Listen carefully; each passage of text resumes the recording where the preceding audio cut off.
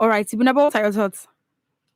Okay, so that's what Florence has said. Yes. I would really advise that aside the fact that we have COVID Mm-hmm. in Nigeria, there's COVID in Nigeria, whether you are this, whether you are denying it, there is COVID. However, even if there wasn't COVID, the weather has been so harsh, so dry, so dusty Okay. that even breathing in is not very. It's not very healthy. Mm-hmm. So it's like to me, the introduction of face mask is like, okay, this is a rescue from people who regularly fall ill when we are in the Amakan season and all of Yes. all that. Mm. I've told the story before now, and I'll narrate it again. If Okay. somebody told me that her daughter, who was asthmatic Mm-hmm. and was having bouts of, tax and everything, Okay. for some time, for a very long, in fact, recently it's like, and they weren't sure whether she's still asthmatic because she has been about a face mask, everywhere face mask, where she doesn't need to put it on, she's breathing. Okay. If any place is crowded or dusty, she has a face mask on and everything. Mm. So she now realized that even face mask, putting on face mask to a large extent It helps. would help an asthmatic patient. Mm. So you don't even have, even apart from trying to protect yourself and other people from contracting COVID, Yes. you can protect yourself from developing all of these, flu-related issues. Mm. If somebody who is asthmatic, somebody who is susceptible to becoming, picking up cough, catarrh, and all of that, when the weather is so dry and dusty, Yes. with face mask, you will be free from all this. So I don't understand why. And also, the hygiene part of it, you are always, it is good that you wash your hands. I Mm-hmm. personally, it's a habit I have formed from way back. Okay. Because each time I see there is dust in my hand, I Yes. You begin just have to wash your feel hands. my body becomes restless. So until I wash my hands.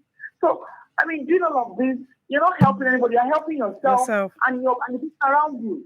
So I don't know why people are so hesitant about all of these things. Thank you. All right. Thank you very much, Ibinabo. Do well to call us up on 07000 or 090-256-25455. You can also send us a text or a WhatsApp message on 070-317-567. Now, talking about insecurity, I mean, we really cannot overemphasize the need to secure our lands because so many things are just happening at a time, and you really do not want to see some of these things. Even seeing some of the pictures or videos, you just cringe because you cannot just imagine that this is another human being just like you. Now, the president, Muhammad Buhari, has expressed outrage at the latest report of killings in four villages of Zamfara state by bandits who have now been designated as terrorists. Now, this was as two emirs in the affected community pleaded for deployment of more troops to the region. This constant cases of insecurity is actually very, very worrisome because talking about the north now, some people in the southwest here might feel like it doesn't really have to do with us. Do not forget that most of the farm produce food items come from the north, and when these people cannot go to their farms anymore, how do they get anything across to you? So you see that one way or the other, it affects everybody. It affects every single person. Okay, about 30 students were released by the bandits. Now you just think about the pains as a mother, as a father. Think about the pains of these parents who have had their children in captivity for about 7 months. Just think about it. You really do not want to be in those shoes. So this is the need why everybody really needs to speak up and do something about it. There has to be a lasting solution on this. Florence. Mhm. About 7 years ago, by May, it will be 7 years that this administration came on board. And I recall that many people, including myself, were very, excited and optimistic, hopeful that we're going to have a positive change. Okay. And I recall that the 3-point agenda of the Buhari administration are to tackle or reduce corruption, tackle or reduce insecurity, and also boost economy. Okay. 7 years have come and gone, and they have their scorecards. in my opinion, they have not performed to the best of my expectation. Okay. And I'm not just putting it on Buhari alone. Even the governors, even the local government chairman, everybody in this administration, the 3-point agenda that they set out to achieve, I don't think I will score them to have passed. Okay. So having said that, I also listened to President Buhari on Wednesday on Channels Television, and one of the things he said repeatedly was that people should go back to the farms. The farms are not safe. 2.5% of arable land is being cultivated. If we do farming, there'll be employment and the rest of them. I think he was putting the cart before the horse. Why do I say so? How do people go to the farms when the farms are not safe? People are not even safe in the towns. The other day, sometime before the year ended, there was an attack in Sokoto State. People were traveling around 9 a.m. Their bus was bombed or attacked or something, and people died. They were not on the farms. They were within the township. So now you're asking, even this Lagos-Ibadan Expressway, on Saturday, I understand some people were abducted. So what are we saying? If security is tackled, you don't have to beg people to go to the farm. Don't forget that people were farming before many of us were born. Farming has always been an age-long profession. So what suddenly made farming unacceptable, unattractive? People are afraid for their lives. So security is something that should be tackled headlong. Okay. If that is not tackled, there's nothing anybody can say that will make sense. And when I saw this story about Zamfara State, you know, the governor trading wars with the policemen, 200 people died, only 58. The one I even found most offensive was the word only. Only 58 were killed. Only. Even if one person had died as a result of insecurity, it's an indictment. So you're saying 58 people died, villages were burnt, blah, blah, blah. What are we saying? Where we have government, where we have Yoruba people will say Niluta Loba. It's not as if we don't have people who are supposed to be in offices. So what is the problem? What is the problem? What is the problem? I don't know the politics behind this insecurity, but my own concern is whatever it is, let them sort it out and let people feel safe for God's sake. We're not asking for too much. All right, thank you very much, Lawrence. The phone lines are open 07000 917 917 or 090 256 You can also send us a text or a WhatsApp message on 070 317 56537. Now, Ibn Abo, a school of thought opines that the whole issues around insecurity, that the government knows what to do to end it as soon as possible. But for some reasons, the body language to insecurity is not what we expect. Do you agree with this school of thought or not? Maybe, you know, when we take, if we group various governments, whether federal, state, local, and all, we pick each of them into various groups. Yes. I would say that we have a set of them that probably they know what to do, but they are just they're not deliberate. They are not, you know, intentional about it. They are busy with that thing. And I would say another aspect, they do not even know what to do. They don't even understand what is going on. Okay. Because, taking into cognizance the Mr. President's speech, advising that farmers should farm, they should go back to the farm and everything. What does that tell you? From there, I could perceive that Mr. President does not have a complete and very comprehensive understanding of the situation on ground. Okay. Because if he did have a very comprehensive understanding, it wouldn't be, it's like a house is on fire, and you're asking somebody to go in there and bring something for you. Are you saying the person should go there and burn to ashes or what? See, if you look at some governors, you realize that they lack this sense of responsibility. Okay. Now, for example, a governor who would begin to argue on the number of persons who died. Okay. Like the case of Zamfara. It is very disturbing. Only 58. 200 died. No, not 100. Only 58. So, if the 58 that died, if he had family members among them, would he come out and do something like that? So what we pull out from there? Okay. Some of our leaders lack sensitivity. They lack, compassion. The life of even an animal means a whole lot to in some other climes. So if the life of a human being would only become only a number of people dying, then we need to look at ourselves and begin to wonder the kind of leadership we have. Okay. And also, you see, when you do not meet a bad occurrence in the bird, it becomes a regular occurrence. When banditry was rearing its head then, there was this very lukewarm reaction from the government, from state to the federal government. And now it has become an unprecedented wave of insecurity in the nation. We are talking about various aggressors, people from different, Boko Haram is here. Yes.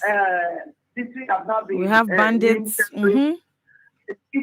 Terrorism rather, and so on. See, for me, it's not about giving them a name or accepting that they are terrorists. Okay. My own point is whether you still leave them as bandits or now they are being, perceived as terrorists. What are we doing about it? Okay. We lack being timely. Even a well-intended policy or program of government can come across as being bad because the timing is wrong. At this time, nobody should be telling anybody, go to the farm. What we want to hear is that we are doing this, we are going to do that, we must do this to stem the tide of insecurity so that people will have the confidence. Like, look at what Cohen said. On the road, not even on a farm, on the road, people traveling quietly and calmly to wherever destination, they have been kidnapped. Ibn, but talking about things that we should do. So we have this part here where the Senate President said, Senate President Ahmed Lawal said, pray for the military to defeat terrorists. Pray for the military to defeat terrorists. I saw a couple of comments on this particular one, and some people were saying God will not come down from heaven to do for us what we can do for ourselves. Some people said you have to be intentional about it. Some people said, how long more do we keep praying? So we keep praying and people keep dying before a solution is brought on all of this. So Ibn Abba, what do you think? Should we keep praying? No, we should be praying. We should even be praying for them. We should be praying. We should pray for them so that they can put on their thinking cap and bring solutions to the table and actualize that solution so that we can have, respite from the level of insecurity. You see, when people don't have anything to bring to the table, they quickly say, pray. Even the Holy Bible says, prayer without works cannot have been much. You understand? So when I read it, when I saw that part, I just laughed. Okay. When they have gotten to a point where they have lost all ideas on what to do, the next thing they push back to the people is praying. Okay, we will pray. Okay. We will pray without ceasing. What are they doing? Him as the Senate President, what solution has he brought to the table concerning insecurity? Okay. Rather, when you will hear them when they become very vocal, is when people attack them on the salary they receive, on their allowances and everything. That's when you hear him coming out to tell us that if you take into account the salaries of other lawmakers in other countries, Nigerian lawmakers are receiving the least. That is when you hear them loud and clear. But when it comes to insecurity, they don't come across as people who have solutions. And they are supposed to be representing us and fighting our cause. So, I just hope and pray that the office of citizens is open and people are beginning to shine their eyes and realize that we cannot afford to put people who don't know what to do when there is a problem, who don't have solutions to our problem. Look at our security architecture. How strong is it to stem this time? Look at our security military. The people being deployed to these various hotspots. Yes. How equipped are they? How remunerated are they? You have to. There somebody will say, "To be defined to defend and bear for Nigeria." Fine. Should they just go and die silently and needlessly? What about dying gallantly? You know that yes, you were given with honor and dignity. You were given the right instruction and order to fight, and you died gallantly. And even when they die, what happens to their family members? So there is a lot of problems that the government is not attending to. I listened to a man who's supposed to be a member of the, all these retired military and all of that. Okay. They are still crying out that they are not being paid their dues. So how do you encourage a serving military officer to give in their best? Go all the way to defend the nation. So the problem is so hydra-headed, and the boss stopped at the table of the president because he is the CEO when it comes to security. So as the CEO of security, commander-in-chief, what is he doing? Does he have a clear-cut understanding of what we are going to do in area of security, that he would come out and tell us that we should go back to the farm? And the farm says, what have we done? Okay, see what I've done, see what I have done. So now I think the farm is set enough for you to return to. Okay. So, obviously, if we are to score ourselves as a government, how do you score yourself? Because obviously they are very far from the people. Nigerian government are very far from the people. And when you are far from your place of duty, you can never understand what is going on. You can't feel their pulse. You can't, understand their situation and their pain. So how then do you protect solutions? Because is it that we're just walking in faith? Go back to the farm. Go in faith. If they shoot, you die. Or what exactly are we talking about? All right. Thank you very much, Ibina. But there's actually a lot to talk about on insecurity because it actually affects a lot of things. It really does. Our phone lines are open 07000 917 917 or 090 256 25455. You can also send us a text or a WhatsApp message on 070 317 56537. And in case you're just joining us, this is Panorama. Panorama is where we have ladies from different geopolitical zones come together to discuss, dissect, and disagree on topical issues. Now, talking about the government officials, so I saw this video of an Can I emo. say something on this praying matter? All right, go ahead. The Senate president doesn't have to tell Nigerians to pray. Okay. Because we are a praying nation. We pray. In fact, of all the nations in the world, Nigeria will take a very good position in praying. But what are we saying? Praying is okay. I pray. Okay. I believe in praying, and I believe more in the God who answers prayers. Because, prayer is supposed to be a partnership between men and God. Okay. But then there is a God part. And there is a man's part. So you do your part, I know part. God never fails. So let's settle that. God does not fail anyone. So if there is failure, it is on the part of human beings. So now, how have we performed our own roles? Okay. Have we fulfilled our own parts? It's like a man doesn't have food to eat and is praying, God, give me a job where I can earn money to feed myself. That's a prayer. And I'm sure God will answer that kind of prayer. Okay. But if another man opens his mouth and says, God, my mouth is open, put food inside my mouth, I don't think God will answer that kind of prayer because God expects you to do something. Okay. So in the case of Nigeria, what have we done for God to now help us? Okay. And Nigerians have lost faith in their leaders. We don't believe our leaders anymore. When was it we were told that we have technically defeated Boko Haram? So if we technically defeated them, then what's happening now? Did we actually defeat them, or it was just political propaganda? So all these things that politicians talk about, somebody said they don't believe themselves, so they wonder why people believe them. Truth be told, people don't believe them anymore. People don't believe what they say. So, and I still think strongly that insecurity is tied to corruption. Okay. They are twin devils. Corruption actually fuels insecurity. And that was why I was excited when Buhari was coming in, and two of his 3-point agenda were to tackle insecurity, to tackle corruption. If those two twin devils are tackled in Nigeria, we will make progress. Automatically, our economy will fall in line. But as long as we have those two monsters hitting our heads, corruption and insecurity, I don't know how many prayers we'll pray that will have any change. I'm sorry to say. But that's the truth. All right. Also, yes. If I if I can add to what Florence said, you see, remember that last year we were told that the pump price of Fuel. PSS will become 300 and da da da da da. And we know how an increase in the pump price will affect the economy. Everything. All through. You understand? Yes. So, and this same government have told us to tighten our belt because next year, which is this very year, they are going to increase it. And we shouldn't forget that as much as we tie corruption and insecurity, they are brothers. Don't take away unemployment too.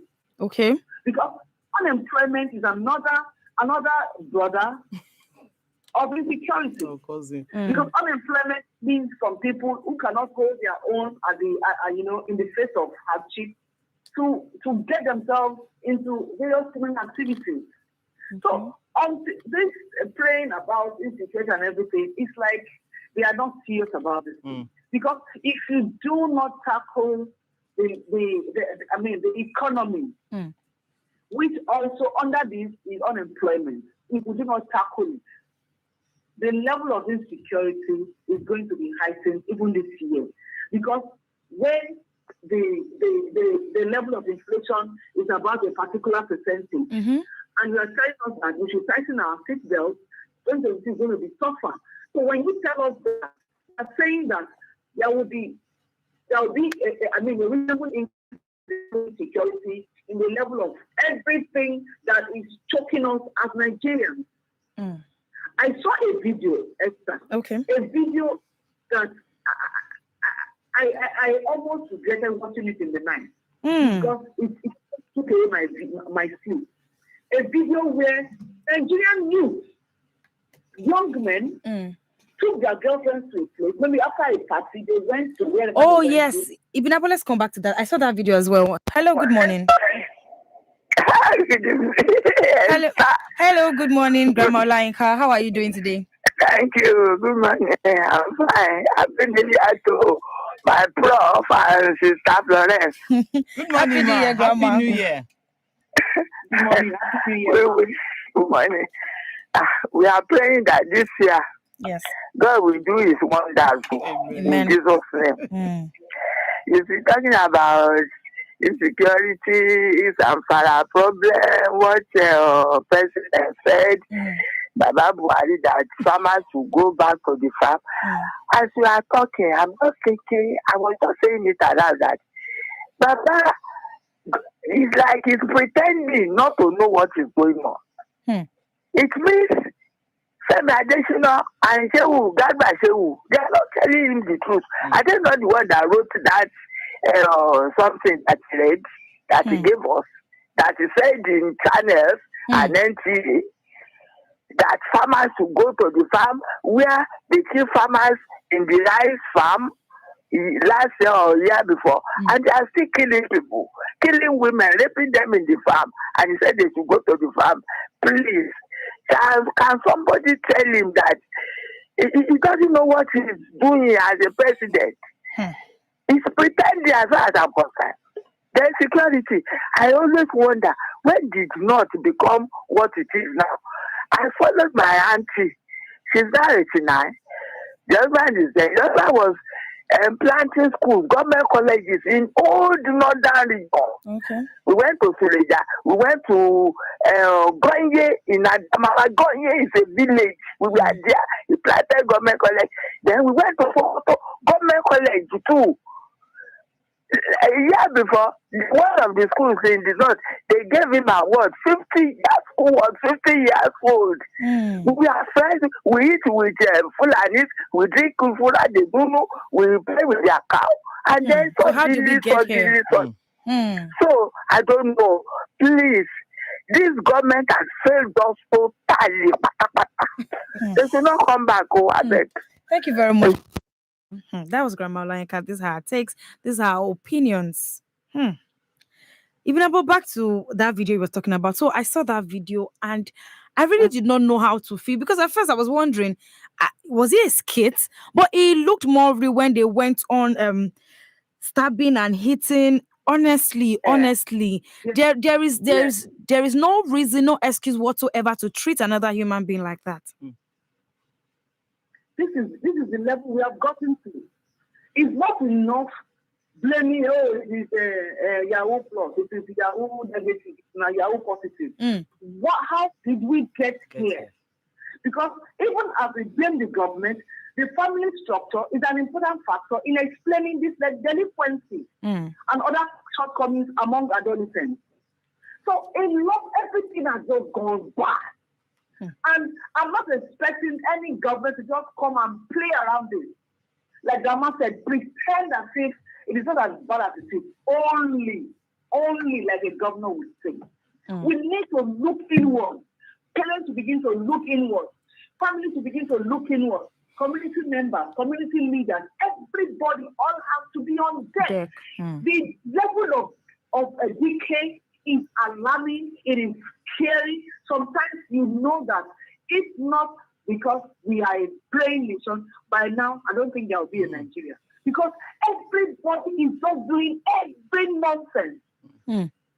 Everybody is doing it's like we live in a jungle where survival is for the fittest. There are no laws, we've broken nothing. And it is not so. It's not so. Nigeria is a nation of responsible people. But the handful of people who are messing around are not being dealt with. So it's like it is becoming a regular thing. How could put a video? Who videoed it? What mindset did that person have before making that video? You watch another person butchering another human being, and you could not. So sad. It's scary. It is. All right, call us up on 07000 917 917 or 090 256 254 55. Yeah, so I was going to talk about this video. Now we're talking about government officials, reactions, attitude, and all of that. So, lawmaker in Imo State, Honorable Collins Chiji, there's this video of him on the internet. So this youth was addressing like a group of people. He was also present, telling him he has not done. They don't see any reason why they should vote for him again or mobilize themselves for him. That he hasn't done anything. These guys spoke in Igbo, and he went on to say that he hasn't seen anything that this man has done for them to want to vote for him. That he should just leave and all of that. And in this video, we saw Honorable Collins Chiji just they had this table in front of him, and he just scattered the whole fight. And my question is, this is supposed to be a politician. This is supposed to be somebody that children will see and say, I want to be like this person. This is somebody that you cannot handle criticism. You just words of mouth, and you are like in public, you're already spoiling for a fight. Like, what was his intention to go after the guy? This guy just now there's freedom of speech actually. You are free to express your opinions or your ideas however you feel. And this guy had just stated his opinions, saying that I really do not think you should go for another office because, in my opinion, you've not done anything. And this guy was only just stating how he felt and all of that. And this was just the next response. Now, imagine if this person was in maybe a higher office and you complain about this person or something. Just think about what will follow, Florence. I saw the video, the Imo lawmaker. Through a tray of garden eggs, scatter the whole place. Table. And that says a lot. It says a lot about his person. It says a lot. It's like a child throwing tantrum. You know, the way a child will behave when you spank a child or you correct a child and she's rolling on the floor, she's scattering everywhere. Yeah. So it simply shows that this man, with due respect, has not matured. Because one, when you are a public officer, you stand to be criticized. If you don't want to be criticized, stay in your home. So when people now, the young man brought his criticism and he began to throw tantrums. You can just imagine, I mean, this is my thoughts now. Yeah. If this man has a wife and his wife criticizes him, what he would have done. Do you understand what I'm saying? Yeah. But I commend the young man. I commend him because he was able to look at that lawmaker in the face and say, Oga, senior, whatever they call it, day or something, you have not performed well. And that's the challenge before all of us, all the electorate. Like Buki will always say, I think one of our philosophies is the highest office is the office of the citizen. The citizens of Nigeria are actually the highest office holders. You can decide who comes in and who doesn't come in. So now is the time for us to access our leaders, to appraise what they have done, and give it to them. It's either you have failed or you have succeeded. So if you have failed, go back home. You don't need to come back. People say a good son deserves another. It's a good son that deserves another. A bad son does not deserve another. So this man has served. I think he wants to go for a second term, and they are telling him, no, you can't go. And he wants to scatter the whole place. What's the problem? Is the office meant for just one person? So we should have more of this as we go on to 2023. People should be able to look at their leaders in the face and tell them what they have done well and where they have not done well. And then we want to encourage people who think they have something to offer themselves. If good people do not offer themselves, then you want to be ruled by, I don't want to use the other word. You understand what I'm saying? So you have something to offer. You are sound in health, in intellect. You have proven records. You have a heart to serve. This is the time to come forward so that we can push away these people who don't have anything to offer Nigerians. All right. That's my take. Thank you very much, Florence. Ibinabo, what do you think? Okay, so if I've seen this one message, I've asked them that when you have the leader for the truth, to be told the truth. Ibinabo, let me pause it. Hello. Oh, do have to call us back on 07000917917. All right, Ibinabo. Okay, so that was the town hall meeting we have. And you ask yourself, what is the essence of a town hall meeting? It is like, it is, in the right sense of it, it's like, it's like a point where you get to sit down and listen to people to read out your KPI to you, your key performance index, how you are performing. In any organization, it is from your KPI that your appraisal will be written. Yes. So when your KPI is very poor, you're not expecting a very impressive appraisal. So I asked, Esther said he was going fast like a child. What came to my mind was that this man is like a very obstinate child who would never take correction. Now, let's see this course for us. Good morning. Yes, once again. Okay. Yes. You're talking about this particular one you are saying now. Yes. You can see that the politician, that man, I think Sister Florence said, that is not matured. He's throwing tantrums. The truth, they don't want to hear the truth to these people. So I imagine, man, I was just praying when we are talking that. I pray he won't go and kill that young man. Because the next thing is that, this is an obstacle that will not let me get there. So the politicians killing themselves because of the juicy office position that they are going to hold. They are going there for their own pockets as so much. And this has to change. Okay, when Sister Florence said good people should come out, they are afraid now. They are afraid because I was talking to someone. I said, you people should come out. And you young people, you are good. People love you. You are kind. You are, It's mommy, papa me. You see? Grandma, thank you very much. Thank you. Yes. All right, Madam Ibinabo, Grandma is cracking me up this morning. Please, if you feel all that it takes to run for public offices, please by all means do. All right, Ibinabo. Okay, so I mean, ultimately, the man has shown the kind of person he is. He's impatient, doesn't want to hear. He loves psychophancy. People should tell him he's doing well. When he himself will know in his heart that he's not doing well. So we don't want such adjustment. 2022 is a very critical year for Nigeria. This is the year that the campaigns will soon start. The lies will soon start flying here and there. The fake promises will soon start flying here and there. What are we doing as citizens? Are we still going to follow the bandwagon and say, okay, these are the popular parties? So even if they bring a monster to represent the party, we will just go ahead because this person is from this party, we must vote for the person. Such days are gone. I'm appealing to everybody out there. Okay. We have suffered. We have been through a lot. We are discussing about insecurity.